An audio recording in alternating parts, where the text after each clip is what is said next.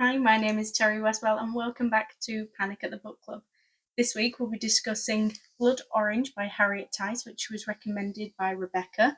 So same as usual, if you haven't read this book yet, I'd suggest going reading it first before watching this video, as there will definitely be spoilers. Also, just a warning, I would recommend it being an adult-only book, as there is many difficult topics discussed in the book: abuse, rape, violence. It's not for the faint-hearted. I ordered a light one of these and a white one, and they've sent me two light, so let's hope I like it, because I can't see me using both bottles of these, but we'll see. This book was awful. Now let me elaborate.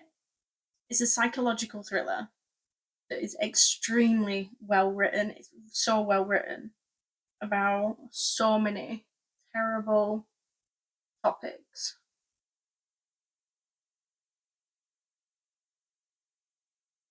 Now, this book centres around Alison, a criminal barrister who arguably drinks way too much and is having an extramarital affair with a work colleague.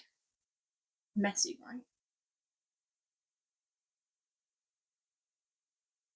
How does that saying go about not doing what, wee wee?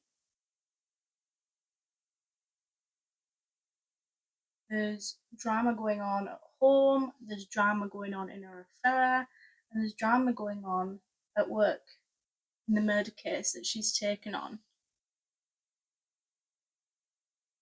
You can't help but draw similarities between the murder case and Alison's own life and her own home life. The book has a very clever way of making you feel exactly how it wants you to feel. In total honesty, originally I really didn't think I was going to like this book. I really didn't think it was going to be for me. The characters wound me up from the very beginning. Not to mention, I got very bored very quickly of all of the lingo, the legal talk, and I couldn't get my head around the sentence structures. I thought they were all really short and curt and very like, she did this, she did that. I really just didn't think that it was going to be a book that I was going to enjoy.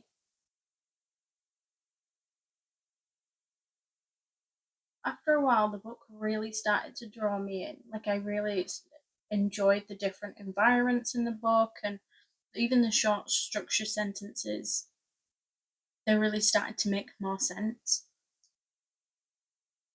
Now, the main character, Alison, I think was a big part of the reason why I thought that I wasn't going to enjoy this book. Originally, I just sort of saw this woman who was desperately drunk and desperately trying to get the attention from a man who really clearly wasn't interested and didn't really like her all that much. And she just didn't really seem to have any dignity, and I really struggled with it at the beginning.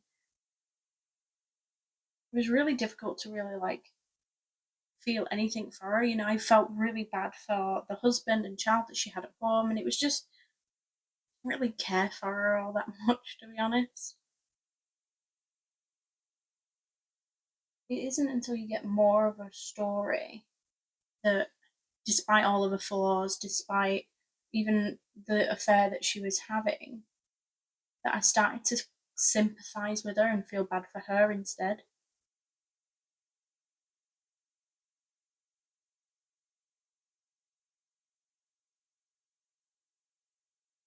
Husband was super unsupportive and even seemed to get a kick out of making her feel bad. She got super drunk and did some bad karaoke and even videoed it to make her feel like about it the next day. I'd rather have a partner who would join in on the karaoke and have a laugh than try and shame me about it. I mean, I know that out of context, you don't know how long she's been drinking this much for, you don't know how often she does this, and I get that it might get tiring, but it was just a bit like, it wasn't really on to then like throw that in her face.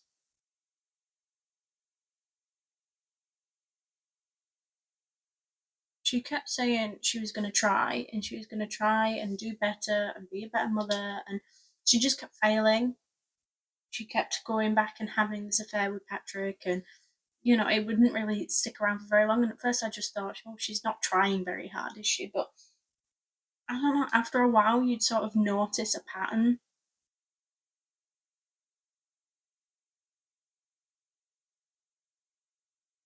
After years of being put down and rejected and made to feel like all the worst things that her husband's been telling her are true, you can't blame her too much for looking elsewhere for this attention that her husband just doesn't want to give her. Even from a guy who didn't seem that interested in her, at least in those moments he desired her, and that's what she needed and wasn't getting from her husband. Probably because he was too busy judging her all the time, putting her down and making her feel bad. Now, Patrick, the guy that she was having the affair with, his story arc was a really weird one for me. In so many ways, I feel like he wanted to do the right thing and he wanted to be a good guy, he wanted to help Madeline out with her case, despite knowing, and by the sounds of it, he probably helped other people out in that way too, like wanting to help a mother out in a difficult situation.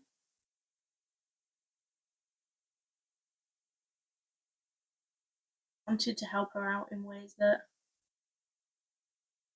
he probably shouldn't, and most people in that world wouldn't.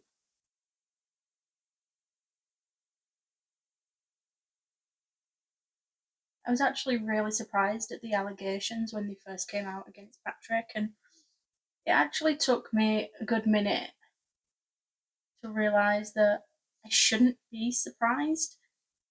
Like at the beginning of the book, I remember thinking, God, what a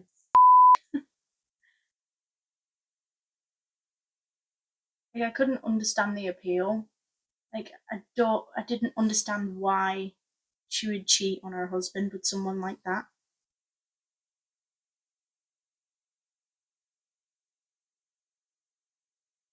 Even though he would put Alison down about being too jealous or being too much, he grew on you. And, you know, there was moments where he seemed genuine about wanting more from Alison and seemed to respect her as well in ways that her husband just didn't.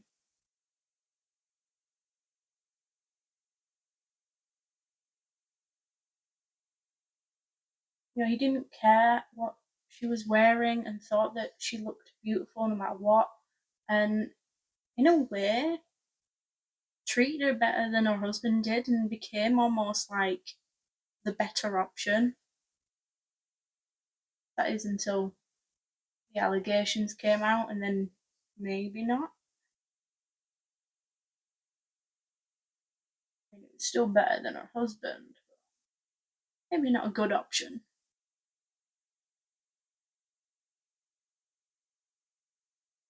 At one point, I legitimately thought I got gaslit by this book, by her husband, Carl, because in one scene when she's travelling home after work, or back to the office after work, she gets a phone call from school saying she's late to pick her daughter, Matilda, up. And she says, "Oh no, it's Carl's turn. Carl was meant to be picking her up." He says, no, I always work late on Tuesdays. You know this." Like, hang on, but you did say that you were going to be done at 2, right? And that you were going to pick her up. I could have sworn he said that. It's to the point where I legitimately was going to look back in the book and see whether or not I was going insane. Honestly, it had me second guessing myself. Now, there's a line in the book where Alison says, I could either be sensitive, oversensitive, and tell him what he's being, or I could get a sense of humour and stop being pathetic and get over myself, basically. Now, this is after she goes through the effort of dressing up for him in a dress that he bought her, trying to put out an olive branch, as you will, and then he calls her a slapper.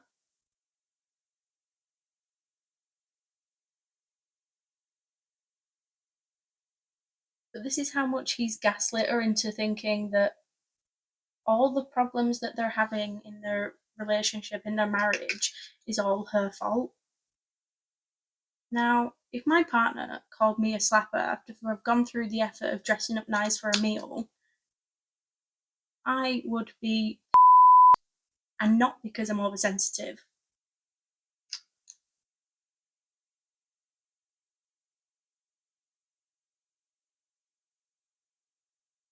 Now, Alison is trying so hard to make it so that they have a nice weekend, and he's just being awful.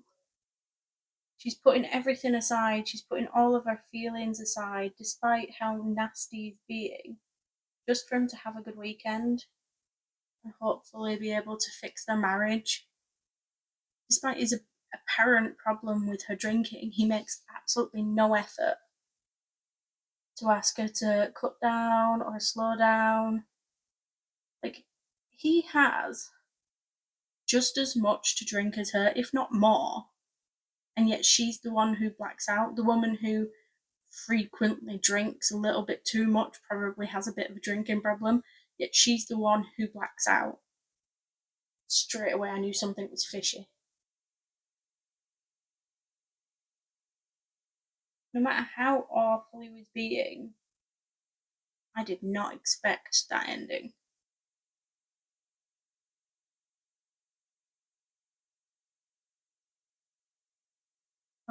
When she lost his daughter, and he just lost it. The way he was talking to her, and he even tried to kick her in front of all those people and hit her. I think that was the first moment you really saw some of his true colours slip through.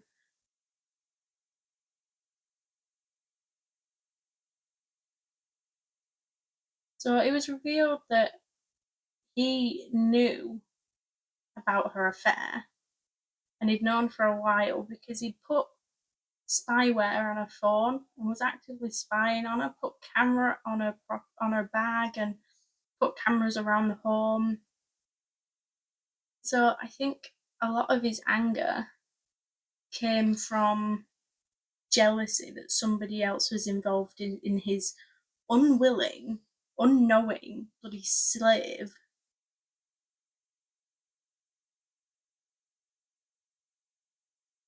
Spitting his dummy out because somebody else was playing with his toy.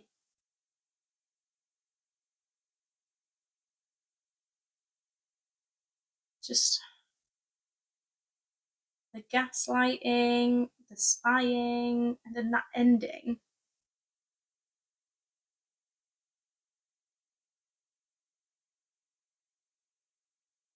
I think anything would have prepared me for that ending. So I'm not saying that she was in the right for letting him suffer in the end. If I was in that position, I really don't know if I would have had the strength to do anything differently.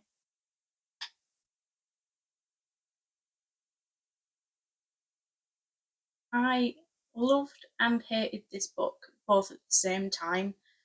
It was written so well, you were made to feel so differently to each character as the story develops.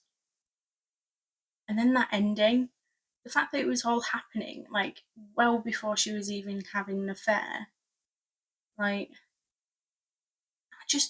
went from feeling sad for her to just feeling mad for her on her behalf.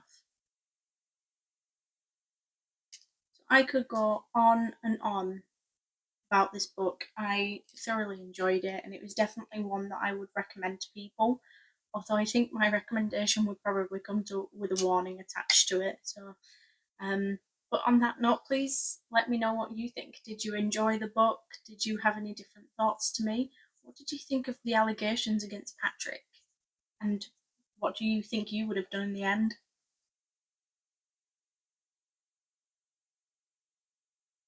So next week we'll be discussing Luckiest Girl Alive by Jessica Knoll. Um, so if you do want to join in on that discussion, then please don't forget to leave your comments by Monday the 29th latest so it can be included in the video. So the week after that, on June 6th, we'll be discussing Tag Your Dead by Kathryn Foxfield. But just a quick reminder, if you do need a little bit more time to read a book, then the next 4 books will actually be listed below. Thank you very much for watching, and I will see you all next week. Bye.